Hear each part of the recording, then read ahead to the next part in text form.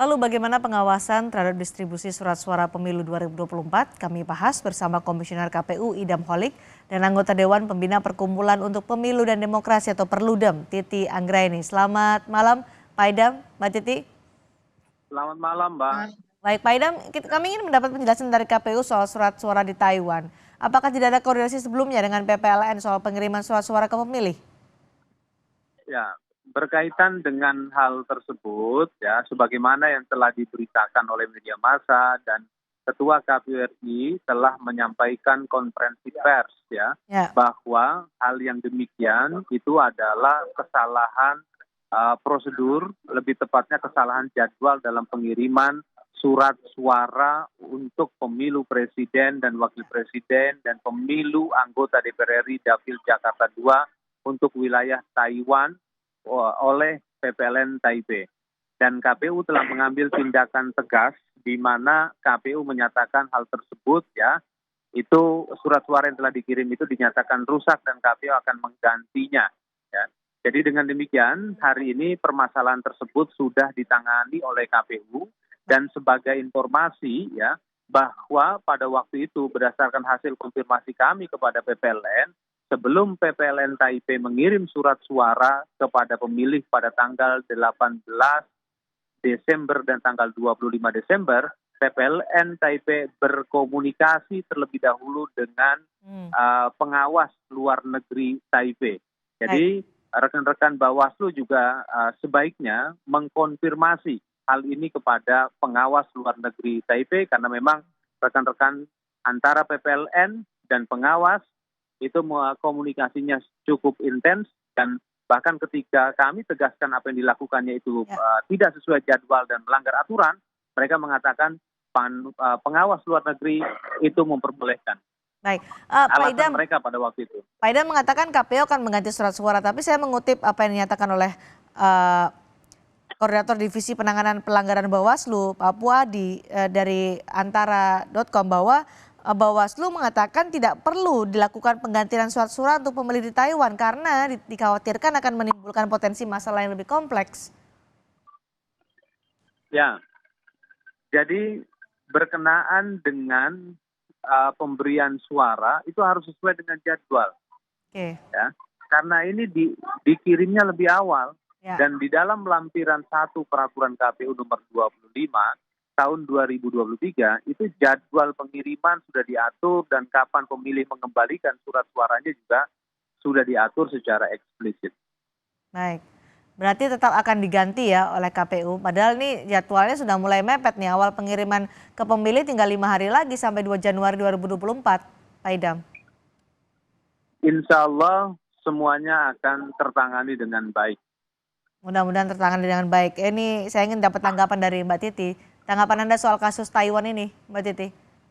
Iya, kalau dari sisi administrasi pemilu tentu saja ini merupakan pelanggaran administratif pemilu, yaitu pelanggaran terhadap tata cara, prosedur, dan mekanisme di dalam pelaksanaan tahapan pemungutan penghitungan suara karena surat suara dikirimkan sebelum jadwalnya dan juga ada pemilih yang akhirnya karena ketidaktahuan mencoblos lebih awal. Sebab pengiriman surat suara tadi sudah disampaikan jadwalnya 2 sampai 11 Januari 2024 dan pemungutan suara jadwalnya 2 Januari sampai 15 Februari. Tentu saja ini menjadi evaluasi baik bagi KPU ataupun bagi jajaran Bawaslu. Nah, tadi kan sudah disampaikan ya soal bagaimana perlakuan terhadap surat suara sebanyak 31.276 surat suara yang sudah kadung dikirimkan tersebut karena ada perbedaan pendapat antara KPU dan Bawaslu. Saya kira ini agar tidak meruncing dan kemudian tidak membuat spekulasi atau kontroversi yang lebih buruk, ini sebaiknya dituntaskan. Pertama, Bawaslu punya kewenangan untuk menyelesaikan pelanggaran administratif pemilu. Produknya adalah putusan. Dan putusan itu bisa dikeluarkan kalau ada laporan dan ada temuan. Tentu saja putusan mengikat terhadap KPU. Kalau memang ini masuk pelanggaran administratif pemilu, maka diharapkan Bawaslu segera memutuskan. Dan tadi sudah disampaikan oleh Pak Idam, karena ini juga pengiriman surat suara berdasarkan pasal 44 ayat 3, itu dilakukan dengan disaksikan oleh Panwaslu luar negeri, kalau ada keterlibatan Panwaslu luar negeri, maka yang menyelesaikan penanganan pelanggarannya adalah sebaiknya diambil alih oleh Bawaslu, tidak melibatkan Panwaslu yang menjadi bagian dari proses yang melanggar administrasi pemilu tadi.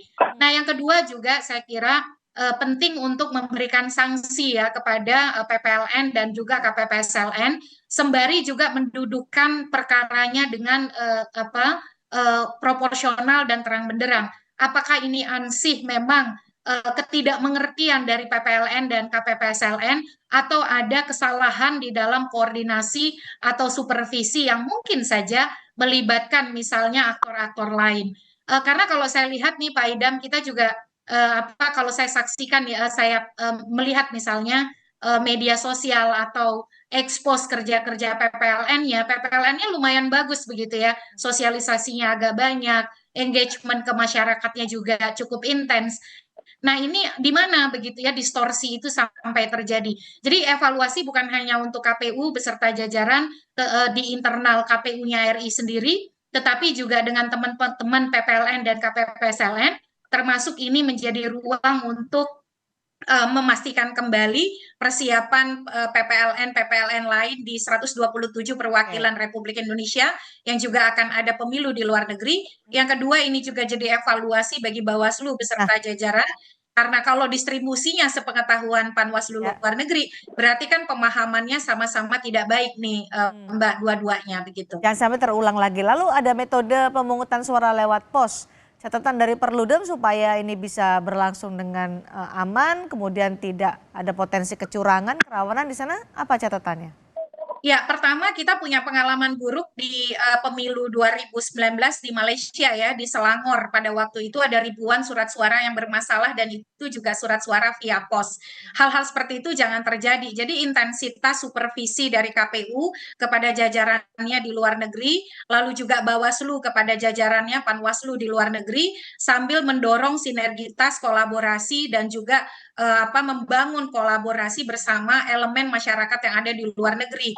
Peran serta dari perwakilan Indonesia yang ada di sana itu juga jadi penting. Dan yang tidak kalah penting Mbak Cindy adalah bagaimana peran serta saksi partai politik dan juga pasangan calon di dalam mengawal proses ini. Karena kita memang tidak bisa berharap performa yang betul-betul optimal seperti di dalam negeri, karena PPLN kita, KPPSLN kita itu kan orang-orang yang bekerja di luar negeri lalu berkontribusi bagi pemilu untuk menyelenggarakan pelayanan baik itu TPS-LN atau kotak suara keliling ataukah via pos.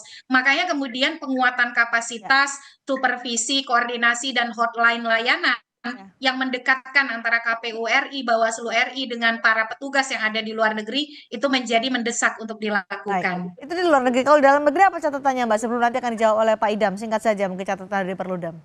Ya, tentu saja itu tadi ya, bagaimana memastikan ini jadi pembelajaran agar distribusi logistik di luar negeri juga tidak kedodoran, bisa sampai tepat waktu, tepat jenis, tepat jumlah, dan yang pasti tempat spesifikasi ya.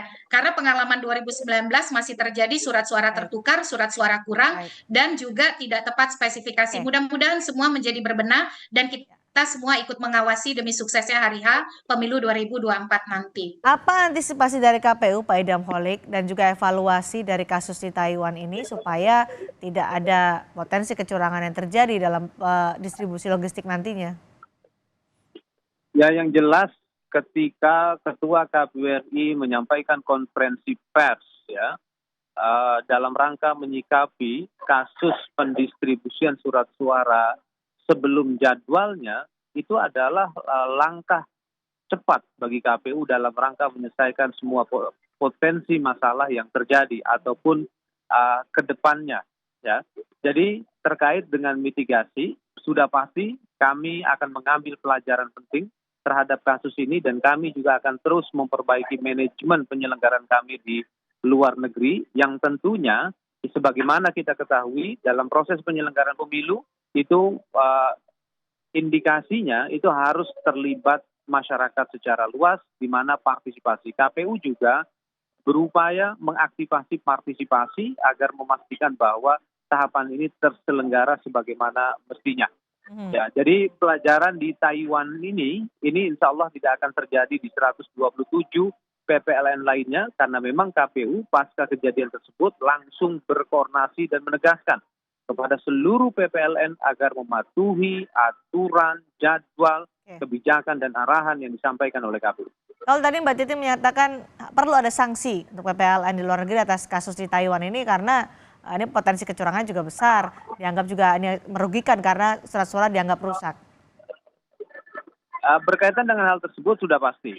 Ya, saat ini kami memang sedang mendalami dalam rangka mendapatkan gambaran yang utuh, gambaran yang komprehensif tentang peristiwa kejadian tersebut, sehingga saat ini memang kami sedang melakukan pendalaman dan hal ini juga bersesuaian dengan apa yang tadi disampaikan oleh Mbak Titi.